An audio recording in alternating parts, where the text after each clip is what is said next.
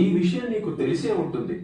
ద్వారకలోని యాదవులందరూ దుర్యోధనుని పక్షాన ఉండాలని నిర్ణయించుకున్నారట. ద్వారకకు చెందిన సైన్యమే హస్తినాపురి పక్షాన యుద్ధం చేస్తోంది బావగారు.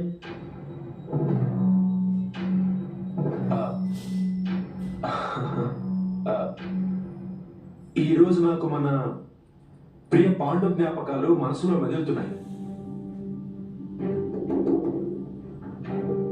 ఈ సమయమే అటువంటిది బావగారు. మన మనసు భవిష్యత్తు గురించిన సందేహాలతో విచలితమైతే అప్పుడు గతంలోని సుఖాల స్మృతులు ఎంతో తీవ్రంగా చెలరేగుతాయి. నీవు యథార్థం చెప్తున్నావు కొద్ది. నా మనసులో ఆ సందేహం ఉంది.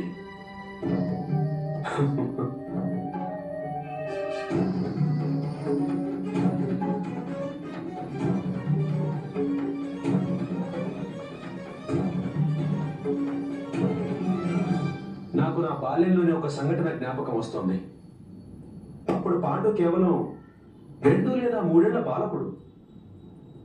ఒకరోజు తన బంగారు బొమ్మని సురక్షితంగా ఉంచేందుకని ఆ ఆట బొమ్మని వాడు నా చేతిలో ఉంచాడు.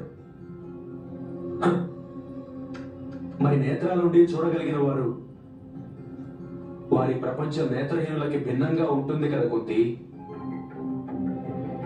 బాల్యం నుండే ఆట వస్తువులు ఎలా ఉంటాయో నేను తెలుసుకోలేకపోయాను.